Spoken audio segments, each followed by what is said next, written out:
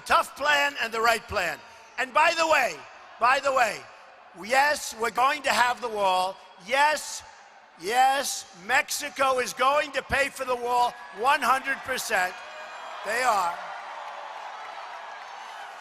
But people are going to come through that wall, but they're going to come through that big, beautiful door, but they're going to come through legally.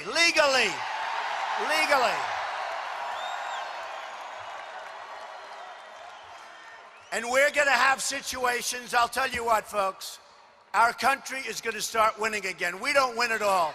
We don't win with our military. We don't win in any way. I mean, I'm fighting a battle in Florida where you have little Marco, you know Marco, little Marco. And Marco, boy, oh boy, I've never seen, number one, he's a choker. Did you ever see anybody choke like that during a debate? By the way, who won the last debate? Believe me. I think I won all of the debates. You know, I hear all about Lion Ted. So, you know, I have the evangelical support. And everyone thinks, oh, gee, that's amazing. In South Carolina, it was supposed to be an easy victory for Ted. And it turned out to be you know what happened? He hurt Ben Carson, who, by the way, just endorsed me, right? A great guy. But he cheated Ben Carson horribly in Iowa, and all of a sudden, people started getting wise to it. And he walks in with the Bible held high. This is Lion Ted. He has the Bible high, waves the Bible, puts it down, then he starts talking and he lies. So it's Lion Ted. And then Marco over here, Marco, what he does, but most importantly, what is he? He's a choke artist who never goes to vote. I mean, here's a guy representing Florida, has the worst attendance record in the last 20 years in the U.S. Senate. Who the hell wants him to represent you? Who?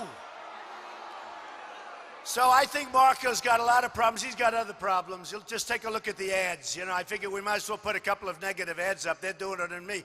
By the way, has anybody had more negative ads in history than one? All of the special interests. I'll tell you one. I got to tell you one. So this stupid growth for what is it? Health for Growth, Club for Growth. These people come in, Club for Growth. So they come in to see me last week. They come in to see me about a year ago last week, and they want to talk. What do you want to talk about? And I did it for a friend. He said, would you see that? They come into my office. They ask me for $1 million. Now, you can be rich, but, you know, what are you doing, right? We don't want to be stupid people like the people running our country, right? So they come in, Club for Growth. They come in and they give me something. The guy's an ex-congressman, so you know he can't be very honest, okay? Except your congressman here is great, I have to tell you. And I think he endorsed me. So they come in and they say, we have this, we have that, Club for Growth. I didn't know what the heck he was talking about. Didn't make any sense. It was a waste. So I told him very nicely that I'm not interested in being extorted. And I said, no, I'm not going to give you $1 million. They went so negative. So now they're putting up, anytime you see Club for Growth, remember this, it's extortion. Just think of it. It's an extortionist plot. They came to my office, they asked for $1 million. Then stupidly, he writes me a letter asking for $1 million. Okay, now I already sort of turned him down, but he writes me a letter asking for $1 million. We were very nice. We tried to be nice. We told him, no, thank you very much. We really love you very much. No, thank you, right? And now they do negative ads. I have had more negative ads than any human being, and yet, last week, Mississippi, unbelievable. Michigan, unbelievable. Hawaii, I don't know how. I don't know how. And I'll tell you, those ads are lies. They're lies. They are so dishonest. They say whatever they want to say, and they're really dirty, rotten lies. Just remember that. And they're put up by the people. The money is put up by the people that controls the people that I'm on the stage with. They control Ted Cruz, and they control little Marco Rubio. They have total control. In fact, you have guys in Washington, lobbyists, it says Rubio on his forehead. You go to him, you pay them a big fee, it's practically guaranteed you get their vote, and they will do anything these guys say because they give them a lot of money. Okay? Me, I'm different. I'm self-funding my campaign. I'm working for you. I'm working for you. Believe me, I'm working for you.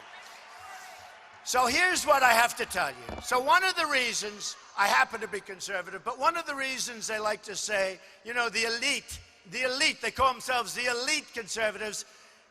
They're not elite like I am, but I'm more like you, believe me. I'm more like you. I put in one of the greatest financial statements probably ever given to the Federal Elections Commission. Nobody reports on it. You know why they don't report on it? Because it's so good. They were so unhappy when I put in those numbers.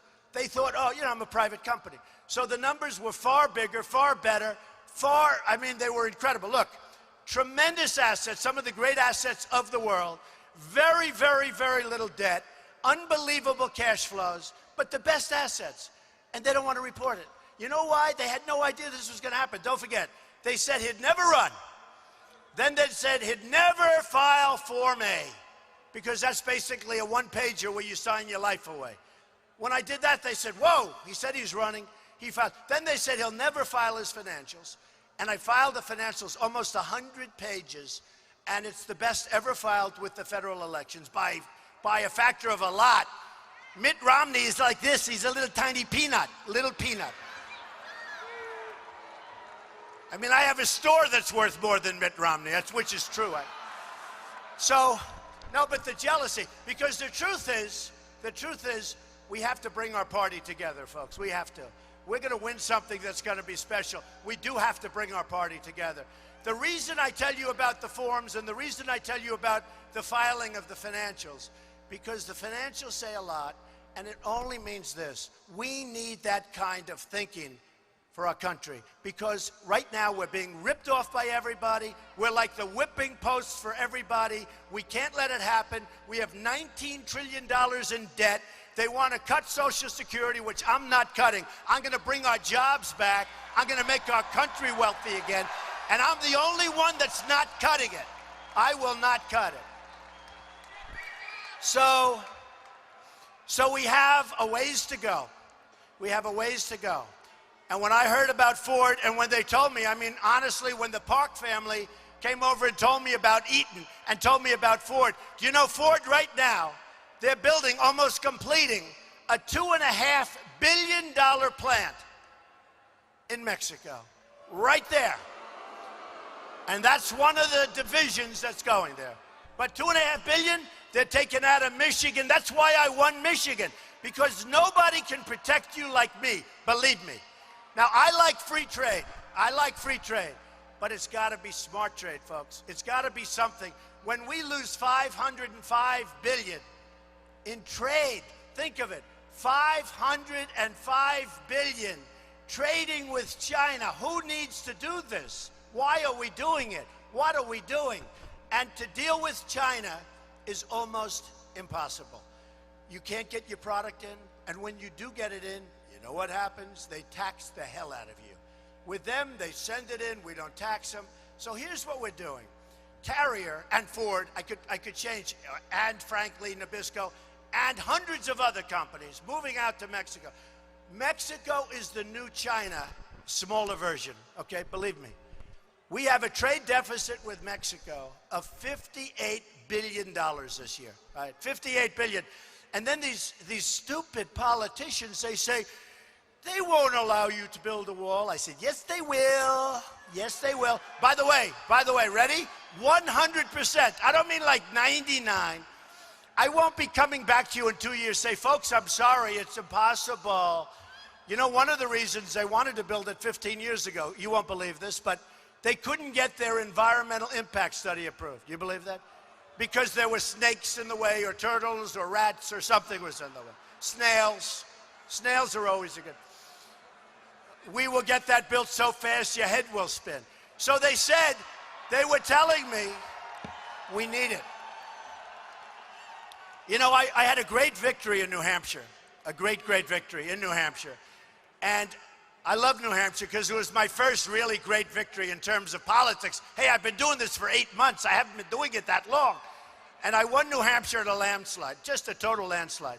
And I told those people, I said, if I win, I'm going to do something, because you go to New Hampshire, the most beautiful fields, the most beautiful trees, everything's beautiful. And you go to a meeting with the people, and you say, what's your number one problem? They say, heroin. I say, heroin? You know, it just doesn't go. I said, what do you mean heroin? Oh, it's our number one. Every single meeting I went to, it's drugs, it's heroin, coming over the southern border. They pour the drugs over. We get the drugs, they get the cash, folks. Not going to happen anymore. It's not going to happen anymore. Not going to happen. So what we're going to do, and I made that pledge to the people, I made that pledge very strongly to the people of New Hampshire, and I'm making it to the country. But I specifically said, if I get in, we're gonna get the kids better. Their youth is just, it's disastrous. For some reason, bigger in New Hampshire than I've ever seen anywhere else. And it's so strange, because it's just not the setting for it. It's just not what you think. So we're gonna take care of that drugs, the drugs pouring in like it's water into our country. So we get drugs, they get cash. It's over, folks. It's not gonna happen, okay? Not gonna happen.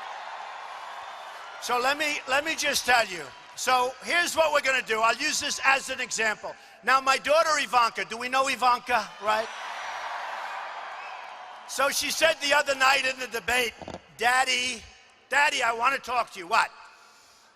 Would you please act presidential in this debate? I said, I've won every debate so far.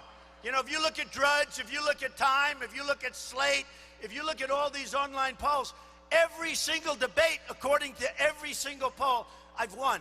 I say, what do you mean presidential? I want to keep winning. She said, Dad, don't hit back so hard. You don't have to hit back. It's over. You don't have to hit back. He said, this guy's a lightweight. I don't know. I call him lightweight. I call him a lightweight. But she said, don't do it. Daddy, be nice. Just don't do it. So every time I was ready to go after him, I thought of Ivanka. And I said, you know what? And my wife, Melania, she said, don't hit back so hard. You shouldn't do that. Act presidential. So I said, all right. So everybody said I acted presidential. I didn't hit back. And my poll numbers went up. So they were right. Can you believe it? They were right. They were right. But here's where I won't act so presidential. So it doesn't look presidential when I call. So Carrier, you know, closed up their plant. And they're moving, you saw the announcement 3 weeks ago. Some management guy gets up, and he wasn't even nice about it, frankly. You'd think he'd be nice about it. He said, after many, many years, all these great people, 1,400 people, we're closing our plant, we're moving to Mexico. It was almost said like that. Horrible.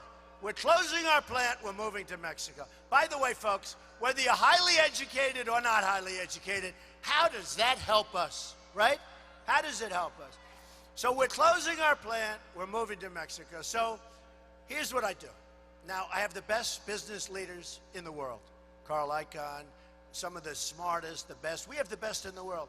We're going to use them for trade. We're going to use them for negotiation. We're going to use them to our advantage. Nobody can out-negotiate these deals. But here's what I'm doing. Don't worry about them. Let them rot. Let them rot. Don't worry about them, folks. Don't worry about them, folks. Don't worry about them. Let's just talk over them. Okay, so here's what I'm going to do. I'm not at all going to look presidential, but I'm going to do it myself anyway. I'm calling up the head of Carrier, and I'm going to say, this could be Ford. By the way, this could be Nabisco. This could be any one of the hundreds of companies that are pouring into Mexico because our leadership is so stupid, they let it happen. This could be Pfizer that's moving to Ireland. But here's what I'm doing. I'm going to say something that conservatives don't like. Because while I'm a free trader, I'm a smart trader. I'm a fair trader. I know what I'm doing. I'm going to say to Carrier, enjoy your new plant. I hope it's lovely. I hope you make a lot of air conditioning units. And I buy a lot of Carrier, but I'm not buying anymore. I hope you make a lot of air conditioning units. But here's the story. Every unit you make that crosses the border, and now we're going to have a real border, remember that. We're going to have a real border. We are charging you 35% tax on that unit.